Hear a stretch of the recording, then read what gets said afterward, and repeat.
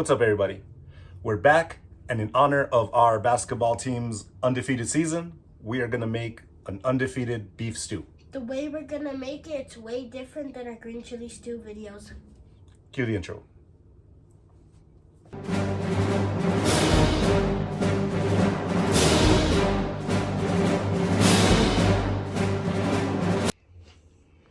What we're gonna start with is we have about 1.5 pounds of a chuck roast that we're gonna clean up some of this fat stuff, and then we're gonna make it in about say maybe inch or so cubes. The bigger pieces will take longer to cook, so we're gonna kind of go in between small and big, I guess. So we cleaned off the bigger pieces, but you want to leave some of this fat because that's gonna be where really good flavor is. Next, we're gonna cut it into some cubes. This is the size we're going with. We're gonna try to match the same size with our potatoes. So before this goes into our pot with some oil, we're gonna season some salt. And of course, some TNA. And go ahead and just mix it all up. And then to the oil. Okay, we got our Dutch oven with some oil, nice and hot. We're just gonna add these. We're really only gonna cook them to just like get them nice and brown and crispy on each side while we turn them, and then we're gonna remove them. All right, let me give these a little bit of a stir. We've got some nice crust building up on that. A couple minutes on this side, and then we're gonna remove these. At this point, I'm gonna reduce it all the way to low, and I'm gonna take these out and then start prepping our vegetables. For our vegetables, we're gonna cut up some celery, carrots, and onions, better known as a mirepoix. So Aiden's gonna dice up this onion for us. He wanted to do it because he says he learned an easy way to dice some onions. Aiden's got our onions cut up. I'm gonna do the celery and carrots. Now, if you don't like cooking with onions or onions in your food, like our friend Eddie, my advice, grow up. All right, we got this all chopped up. Only this amount is gonna go back into our Dutch oven with some oil to saute. The rest we're gonna add a little bit later. Okay, we're gonna bring this Dutch oven back up to temperature, add some oil, and then in go our vegetables. In go our veggies. We're gonna saute these for about a minute. Also, some garlic paste. Now to fully deglaze this pan, some red wine. Stir it to cook off the alcohol for kids like me. Now we're gonna add a little bit of flour because we are gonna make a roux. We want our sauce to be a little bit thicker and not just like soupy. So you want to make sure you stir this a bunch.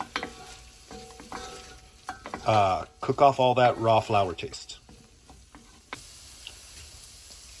Now we're gonna add just a little bit of our beef broth. Start mixing this up. Get this all to dissolve.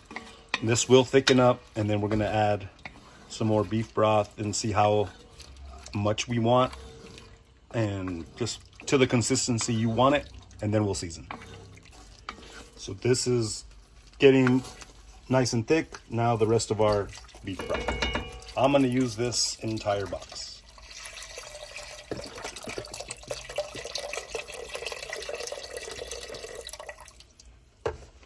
Now just keep stirring it. Let it go for another minute or so. If it's too thick, add some more. If you don't have more broth, add water, but I would suggest add more broth.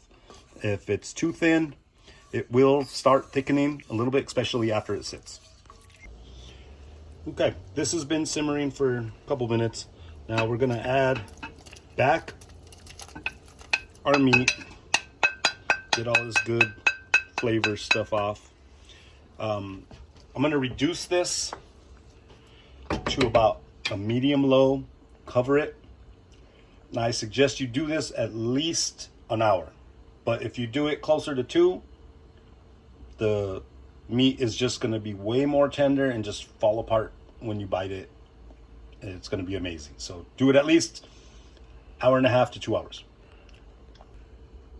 One thing, before you cover it and simmer it, you gotta season your sauce. Only a little bit of salt, just because beef broth is really salty. But then, of course, we're only gonna use some TNA seasoning. Stir this up. We'll let this get back to a simmer, and then we'll taste it, see if we need more salt or more seasoning or whatever. After we tasted it, we decided let's add a little bit of cayenne pepper, just for fun. Other than that, the other seasonings were good. Now it's time for this to simmer for 1.5 to 2 hours. Dad, you're forgetting everything. We need some Worcestershire sauce. We tasted one. They're gonna be done after we put in the potatoes. After we add these potatoes, we're probably gonna need more broth. So in our previous stew videos, we fried the potatoes a little bit before. We're not doing it that way this time. We're gonna leave the skin on to like hold the texture of them, but we're gonna cut all these in about the same size as the beef. With the extra raw potatoes, if you like eating them, add some salt and some seasonings. I like to put TNA. I like raw potatoes, but this boy is crazy. He seasons up raw potatoes and eats them. So this is what we got. We did about 3.5 kind of small-ish potatoes. These are gonna go into our stew along with the rest of the vegetables. So that way some vegetables are crispy, not crispy, crunchy, because those ones that have been sitting in there are gonna be mushy. In go our potatoes.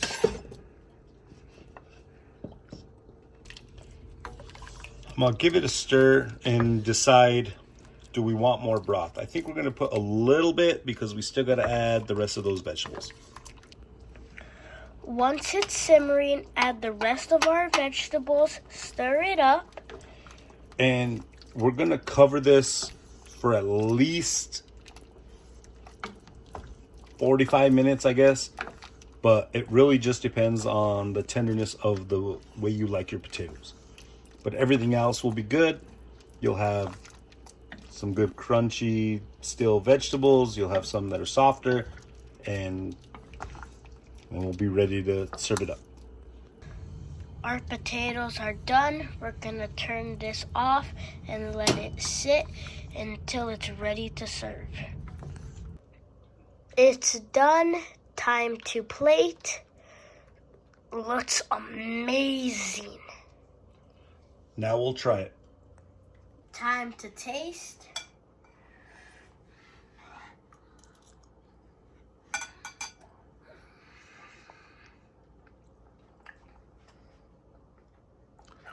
Oh my God, that's amazing. Is it going undefeated? Definitely. See you next time. See you next time.